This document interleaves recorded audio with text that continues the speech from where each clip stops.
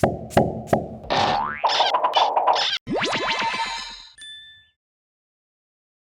welcome to Wicked Good English. I have Leo here. Leo is a language learner and he lives in Boston, so I figured why not do it in person. So Leo, would you mind just introducing yourself a little bit? Where you're from, what you do in Boston, that kind of stuff. Sure. So we're in the United States. I was born in St. Louis, which is just for anyone who's not familiar, because I know you get a lot of language learners on here from different countries. It's just like in the middle of the country, the Midwest, as they say. But I moved to Boston about 4 years ago to finish graduate school, where I studied education, and I'm a teacher now and a musician. So I teach music in the public school system here near Boston.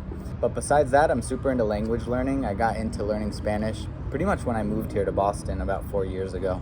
And since then, it's just been like my main hobby, and yeah, you know how much fun it is. So I also have a YouTube channel. That's sort of how we connected, was through YouTube and through the whole like online community. Yeah, I saw him on How to Spanish, which is a great podcast for learning Spanish. It's at a nice intermediate level, Yep. I would say. And yeah, I thought that the interview was super interesting. So what made you want to start to learn Spanish? That's such a hard question to answer, because I feel like it was a combination of factors. And if it wasn't so, like if it wasn't all these things happening at once, I don't know if I would have like continued with it. Because on the one hand, like I moved to Boston, I moved in with my roommate who I've been living with since then. His name's Nico, and he's Argentinian. And so he kind of like planted the seed, I feel like, because I even remember when I like met him online for the first time when I was about to move to Boston, he like asked me like, oh, do you speak Spanish? And I was like, no. But that was like the first time anyone had ever asked me that, like probably in my life. And it like planted the seed of like, but could I speak Spanish? You know what I mean? It like, for the first time ever, because before that I never really even considered learning another language. Here in Massachusetts in school, you like have to take a language for a number of years. In Missouri, we had to like try a language, but like 1 year max. It's the allergies here in Boston. Yep, spring in Boston. It's like horrible all year round because it's either super cold or like allergies. But Boston sucks. Yeah, I actually really like it. Yeah, but. no, especially this time of year, it's definitely beautiful. Like during the winter, it can be really tough, and I'm like, why do I live here? But then this time of year, you're like, oh, you know what? The winter is very cozy here. It is cozy. Like being inside, like I was gonna say warm fire, but I don't have a fireplace. But if I did, it would be very Put cozy. it on YouTube. Yeah, there you go. Exactly. We actually do that. Yeah. Or like a lo-fi fireplace. It's like, I found too the winters in Boston, it's a good opportunity to like slow down, and for me, it was when I like really dove into language learning. I remember when I was looking at your channel, you have a video of like surviving the winters in Boston, right? Yeah, if anyone wants to know how to survive the winter in Boston, watch my video. Yes. I'll tell you what clothes you should wear. Comprehensible input. Yeah. But anyways, so Nico, my roommate, Argentinian, kind of planted that seed. But then, I always wanted to be a teacher. Now we're like really getting into the weeds here. But let's fast forward a little bit. I started like doing my grad school, learning more about teaching, and I just found out that knowing Spanish helps a lot as a teacher. You have so many students who come from other countries who are learning English from all over the world, of course, but the majority of them are coming from the Spanish-speaking world, depending on where you are in the U.S. Yeah, so many people coming from Mexico, Guatemala, South America too, but I would say the majority from like Central America, Honduras. I kind of saw that like in my student teaching, in my like practicum and like my observations, all that stuff. I started seeing how much like it helped. And so I think it started out as like a hobby, like, oh, I'm just going to do a little bit of Duolingo every day.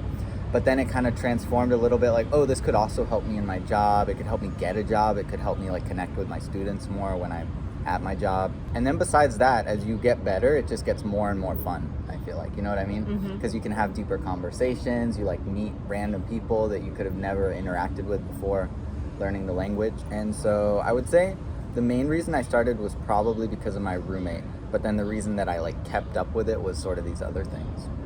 So when you're in your apartment, do you speak to your roommate in English and Spanish, or just Spanish?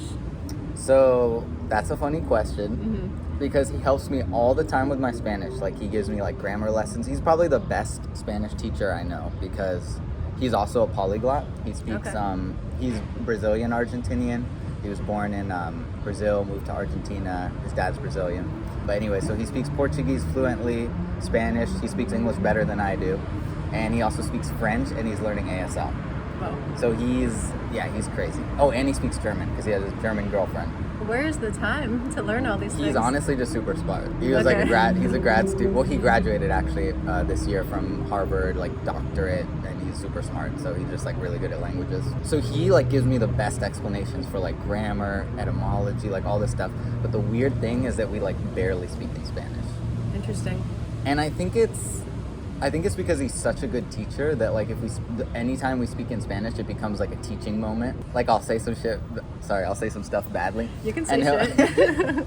I just had a video on English slang using the word shit. I saw that one. I did. So feel free to swear if you want. We're a swear-friendly channel here. Wonderful. Anyway. Yeah, so I'll say something like wrong. He'll like correct me, give me like a whole explanation, which I appreciate.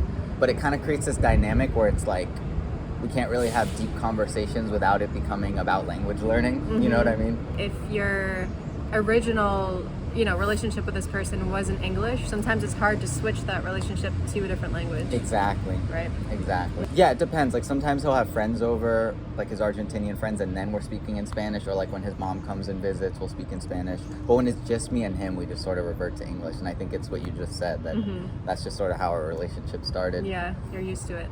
So did you ever like take any classes? I did. I feel like I've done like everything. Okay. When you see like, all these different ways to study Spanish, I honestly tried everything and just saw what stuck.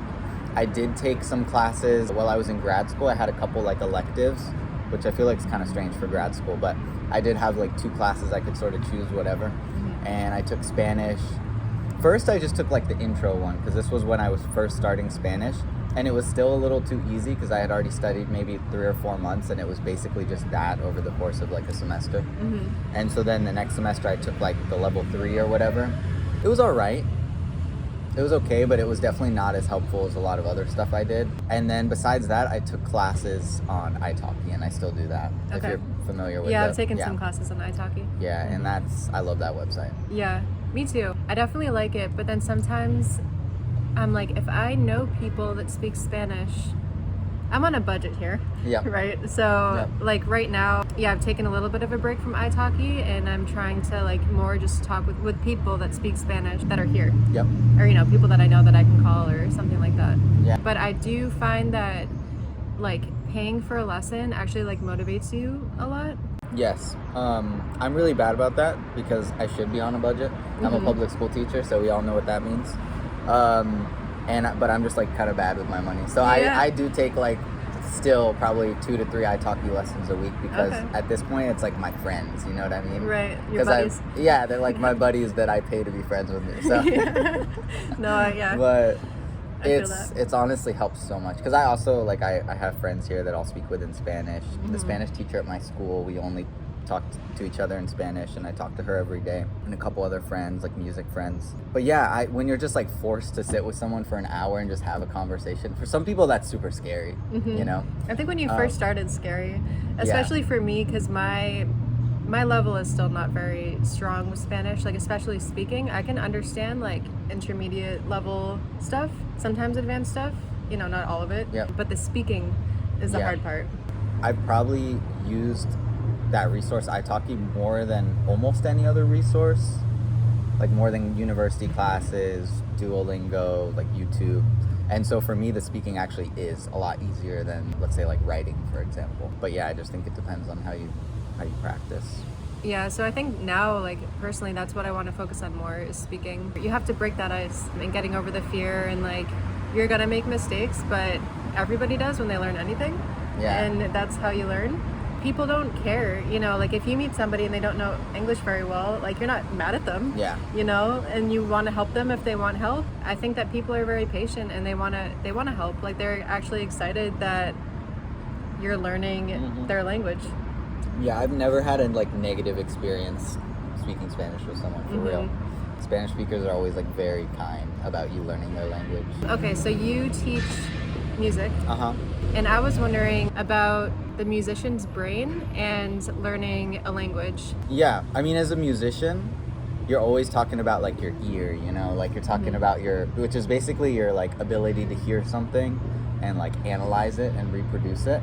Like for example, people who are like self-taught that will play songs by ear, they're like listening to it and then they can reproduce it on their instrument. So when you're learning a language, you're using that same sort of skill, like where you hear something and you imitate it. At least that's the way that we probably should learn languages. You know, people talk about that's how babies learn, is basically imitation. And so I feel like I'm not trying to like boast or anything, but people have commented on like my pronunciation and my accent that is like pretty good, and I think it's due to that that I'm really good at like hearing a sound and reproducing it exactly. So that's one thing I talked about in that video, and why I think being a musician helps, because you're used to sort of imitating sounds that you hear.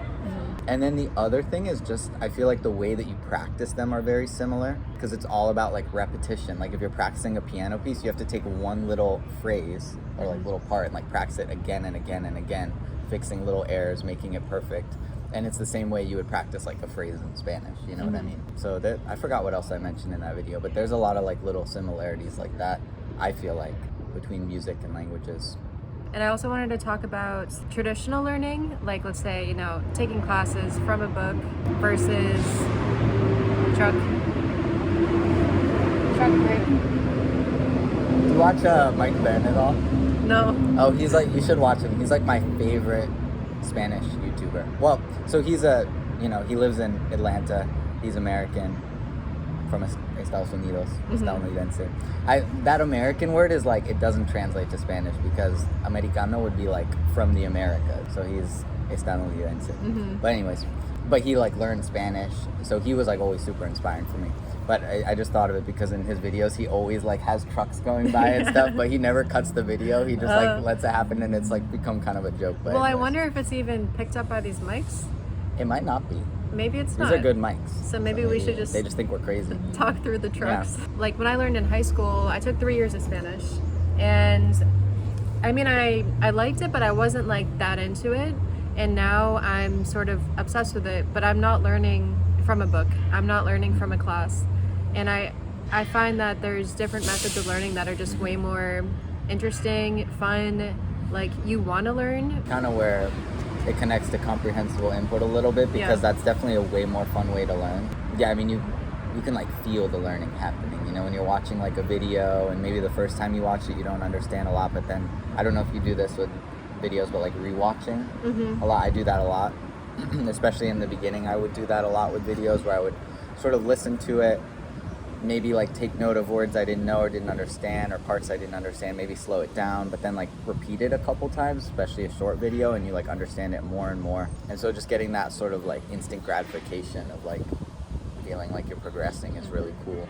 Yeah, you can also watch videos on things that interest you specifically. Right. You know, that's why the comprehensible input is such like, it's a good thing that it's growing, because then there could be videos about everything, and you could just be like, oh, I want to find comprehensible input about like Pokemon or whatever, and then... Yeah, I feel like there's anything that you want Yeah. for Spanish. There's a ton of content. Yeah. You know, if I find something that I'm watching that is comprehensible for me, but I don't find interesting, then I might not continue to watch it. I find if the content is interesting, fun, then I learn faster. Yep. You know, because you're engaged in it. Yep. Totally. Okay, so your level of Spanish, what would you say your level of Spanish is? Well, I passed the B2 exam. There you go. Because I like taking the exams too, so I took the B2 exam and I passed it, and I did really well on the speaking and the reading. I didn't do super well on the writing or the listening. I did like okay, but I'm taking the C1 exam in November. So I would say at this point I'm like a solid B2, because that was also like over a year ago that I took the B2. So I would say at this point I'm a solid B2 working towards C1 so I could pass the exam. Nice. If that means anything. But you're able to have full conversations with people in Spanish? Yep, I make grammar mistakes, I would say I make grammar mistakes, but most of them I catch like right away. I'll say something and be like, that was wrong, and then I'll like fix it or whatever. Especially with like gender, I'll say, you know, I don't know, el tema es interés.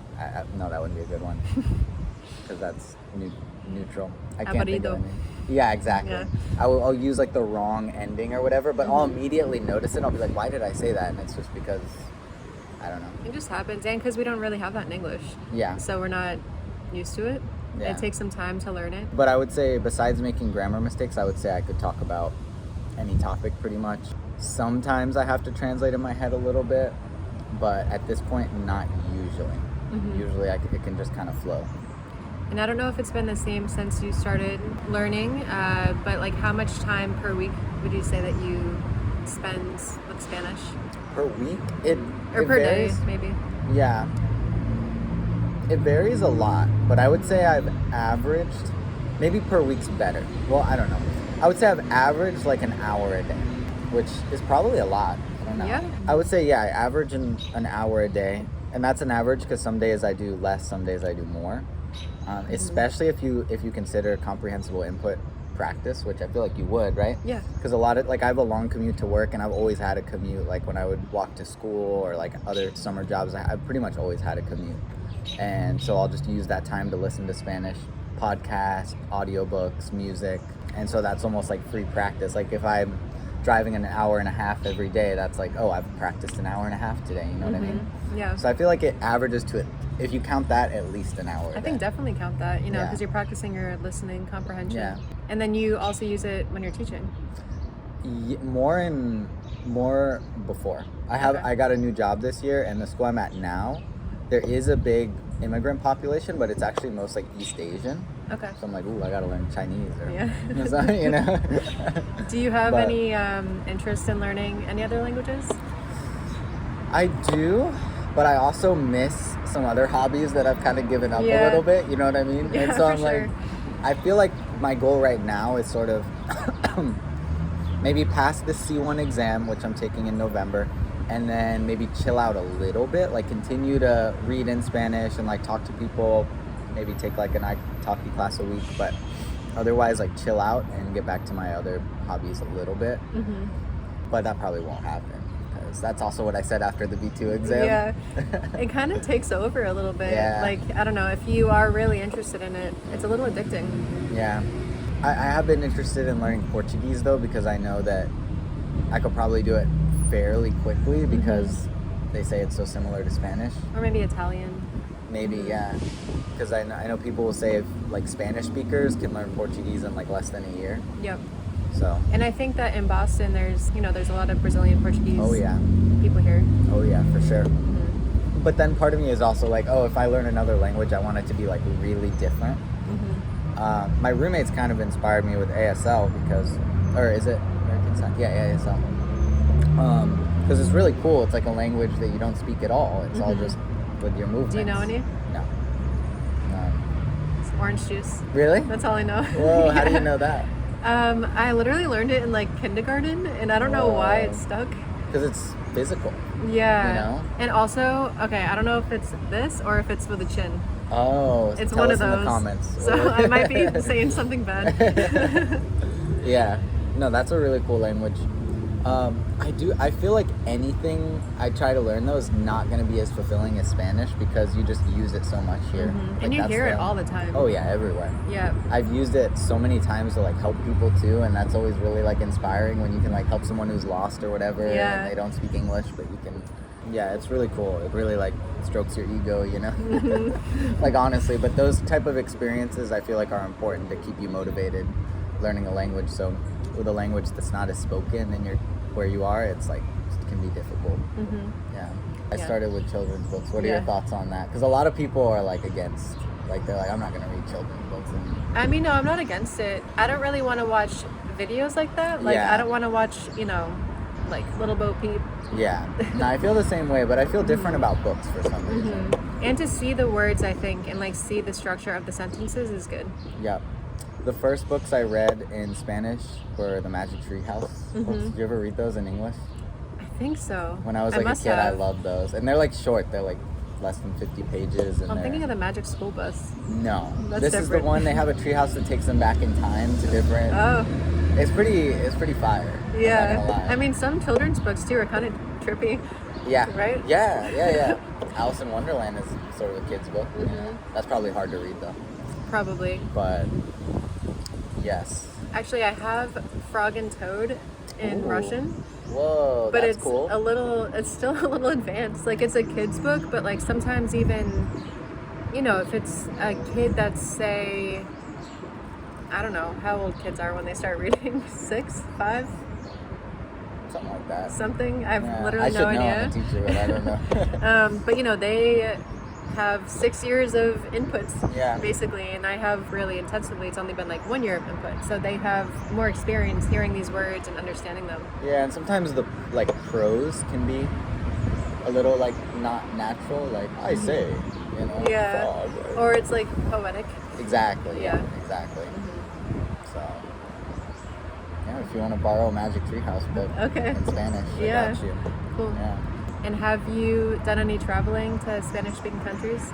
I've done 2 trips. One was a solo trip to Mexico City. I went there for 2 weeks. It was the only solo trip I've ever done. The first one I ever done. It was really awesome. Great experience. That was after 2 years of studying Spanish. Mm-hmm. So my Spanish was at a point where I could have conversations and stuff, but it was still very difficult.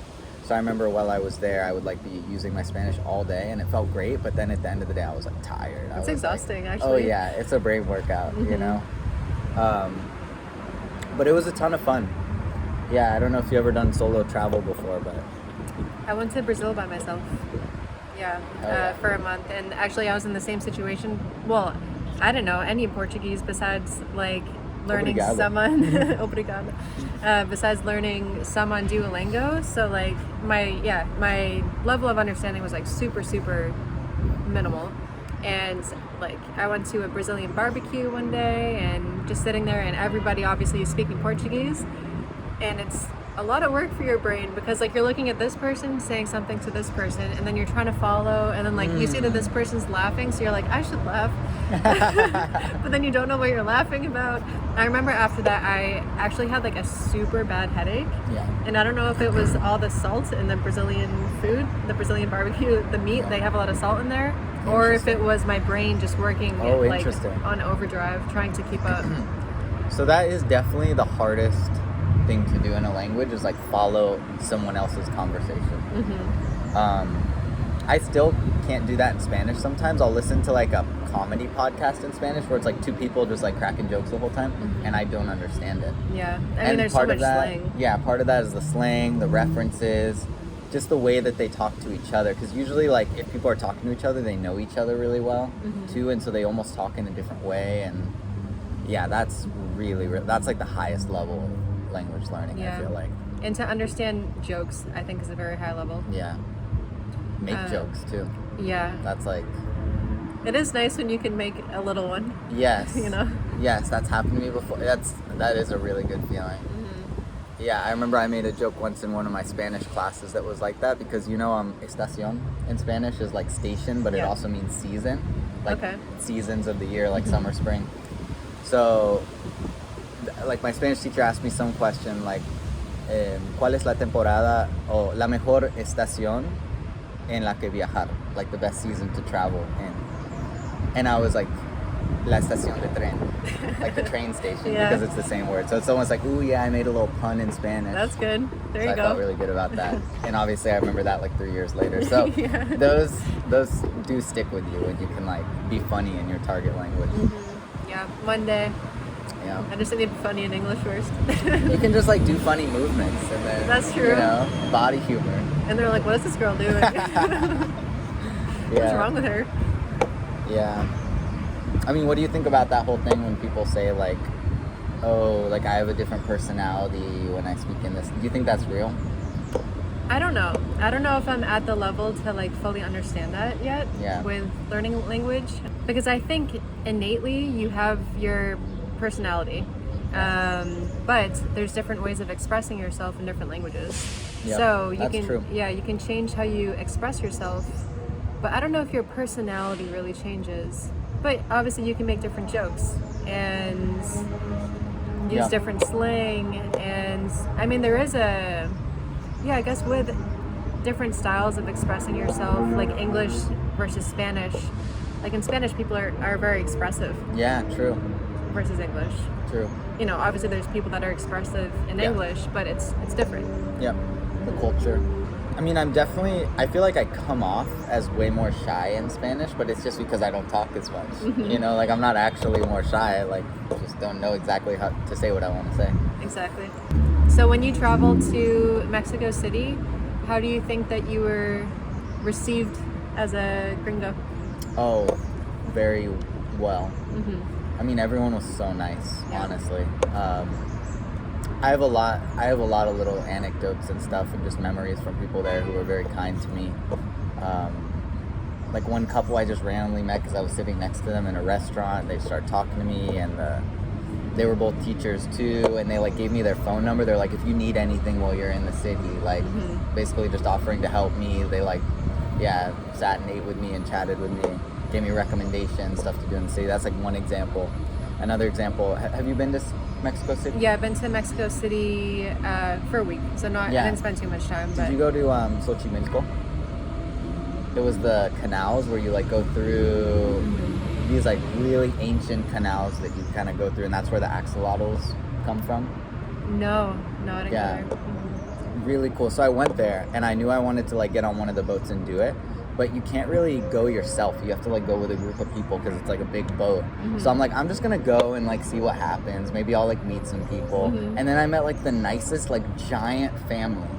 Like inviting me on their boat, giving me food and drinks, like taking pictures with me. They were like That's the best. so nice. And I'm They so took you like in. yeah, exactly. And there's like some really funny videos too that I have from that, because they were all like getting super drunk and like dancing with me and stuff. Yeah. And it was a ton of fun. Well, it's funny, like what you hear before you travel to Mexico. Like before I went, my family, a bunch of people were like, it's so dangerous, don't go. But I've been in this situation before. Like I've been to Brazil, everyone said it's dangerous, don't go. And I went, and it was like such a great experience. And I found that in Mexico, people are nicer than they are here. Oh yeah. You know, they're more open, they're more friendly. Like people, they just felt very, very genuine. I thought. Honestly, my hot take, or maybe this isn't a hot take, my take, unfortunately, just because of the way that the world is, there's just a lot more like poverty in a lot of Latin American countries, and I just feel like crime is where poverty is. And so just because there's more poverty in like Brazil, for example, than there is in the United States, there's more crime. But obviously it just depends where you are. If you go to Brazil and you're in one of those areas with more poverty, it's dangerous, you know. But if you're in areas more developed, you know, you're fine. Yeah, and I think you just have to be, just aware of your surroundings, which you have to be anywhere. Like here, actually, 100%. a few weeks ago on my street, somebody got stabbed with a machete. I think I saw that in the news. Yeah, and that was on my street. So, stuff can happen. Yeah, I've witnessed robberies anywhere. here. I lived in Chicago for a summer, and while I was there, I saw like 3 robberies in person. Like, it's hard. You just have to know the areas, and that's why when you're traveling, it's a little harder because you're not going to know the areas as well. So you have to like do a lot of research. But speaking the language helps a lot. Do you have any tips for somebody who is like just starting to learn Spanish, or I guess just starting to learn a language in general? Because you've gotten to a pretty good level. So yeah, if you have any tips.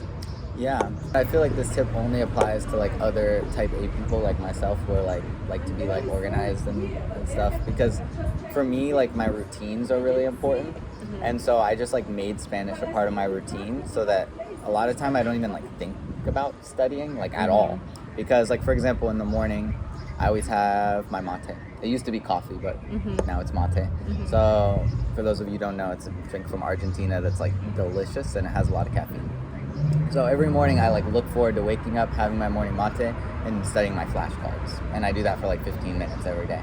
So it's like I already start off the day studying Spanish for 15 minutes, learn like 2 or 3 new words a day, and it doesn't feel like studying because it's just something I've done every day for like 3 years.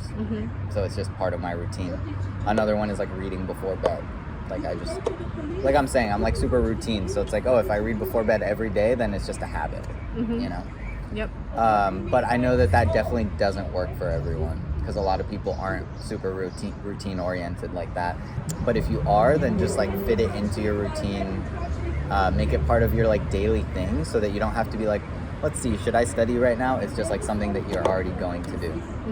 I think also you can build those routines. Like I said, a lot of my learning is just maybe watching YouTube or listening to podcasts, stuff like that, which I feel like before it was very random. It would be like, if I was bored, I'll just go on YouTube and find a video. But actually, I lately have wanted to make my life more structured because it's become a little chaotic where, I don't know, I feel like almost I'm spending too much time on YouTube. So now I'm trying to be like, okay, for example, when I wake up, I'll give myself an hour to study, whatever method that is, if it's listening to podcasts, if it's something else.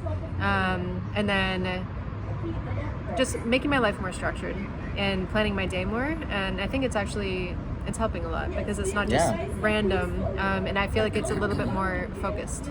Yeah, and I feel like that random way works a lot in the beginning when you have that initial motivation, but it doesn't work once that starts to like naturally fade, that motivation. Then you can only keep doing it like if you have those sort of routines in place. And for me, flashcards were big and still are big. I know a lot of people that don't use flashcards or don't like them, and who have achieved like a really high level of whatever their target language is. But for me, flashcards have been pretty essential. Mostly because I like to feel that I'm continually making progress.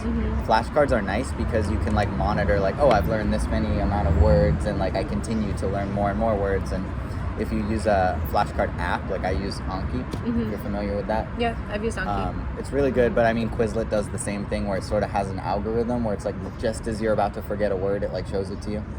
And then it like incrementally increases the time between seeing, you know what I'm saying? Yeah, it's scientific. Exactly, very scientific algorithm. So yeah, flashcards for me have been really important, and they make it way easier to read as well, like to get into reading because you're like increasing your vocabulary. And I don't know, a lot of people will say like just from reading alone you can increase your vocabulary, which I believe, but you just run into so many like unknown words, and like I feel like context isn't always enough to learn a word. Yeah, I think it depends. So if you're doing like traditional comprehensible input, then you kind of want to find something to read where you understand like 80 to 90% of it. So then the rest, the 20 to 10% to 0%, you are able to use context clues to figure it out. But if the book is too advanced and you have to like, if there's a ton of words that you don't know, then it gets tricky. Yeah. You know? Yeah. So, yeah. What do you think about flashcards? Do you? I have done it. So I've used Anki for Russian before, and I've used flashcards for Spanish. But the flashcards, I had like physical flashcards, and then actually the stack started overwhelming me. Nice. That's a achievement. Yeah. But maybe, I don't know. So, okay. So when you're using Anki, do you put in the words that you want to learn, or? I do. Okay. I do when I come across them. Well, not always, like especially in the beginning, not always, because you're going to come across a million words you don't know. But sometimes you come across a word, and this happens all the time as you're learning a language. You come across a word where it's like, I know this word, but I don't know what it means. Like I've seen this word a bunch. It just happened to me the other day. Espesura. It's like a word in Spanish. I'm like, I've heard this word before. I've read it before. I just don't know what it means. Like you have this familiarity with it. And when I have a word like that, I'll put it in. And espesura, by the way, is like a thicket in the woods. A thicket? Yeah. That's it's like advanced English. I mean, when you're reading, you encounter those words. Though. So it's like a bunch of like dense brush. Thicket, espesura. Okay. And so when it's a word like that, I put it in because then you learn it so quickly when it's a word you're already familiar with. Right. And that happens in English too. I'll like hear a word and I'll be like, this like just happened the other day. I don't remember what the word was, but it happens in your native language. You're like, I've heard this word, I'm familiar with it, but I don't know what it means. Yeah. I find too sometimes like filler words where it is hard to find through context. Like, yeah, that happens to me where I'm like, I've heard this word so many times, I don't know what it means. Because it's, I mean, not necessarily a filler word, but like, it's not. Do you mean like, like? No, I mean like an example in English. This is not a filler word, but becoming. like that word is hard to, through context, it's hard to figure out what that means. Because it's abstract. A little more abstract. Yeah. So Okay. not filler words, but more abstract words. Right. That it's not like, you know, coffee. Yeah, exactly. Yeah. So I think flashcards help with that, especially because I make them myself. I try to pick words that are like familiar, but I don't know what they mean. And you speak into it? Do you record your voice? Or I no? don't do that. I think if I did a non-phonetic language, I would. But with Spanish, it's easy enough just to sound it out. Right. So I don't do audio. But I do example sentences, and I make my own. Okay. Yeah. That's probably a good exercise as well, right? Caminaba por la, what was the word? I already forgot it. Espesura en el bosque. Like I was walking through the thicket in the woods, and I'll just like write that down. Then you like when you do that, go through that process of like coming up with a sentence with it. I feel like you'd never forget it after that. You know what I mean? Because like, then it makes that connection of the image in your head. Mm-hmm. Well, I don't know. What else? Do you have anything else that you want to say? No, it was fun. Thanks for hitting me up. Yeah. That's really cool that I was telling you before we started the video that I had never like met up with someone in person like this from YouTube who, you know, I'm glad you're not like a murderer or anything as far as I know, but no. Not yet. But it's cool because most of my collaborations have just been like through like online. So yeah, we should definitely collab more on like some comprehensible input stuff. Would be cool. Yeah, for sure. All right. Okay. Well, thank you, Leo. Bye-bye. Bye, everybody.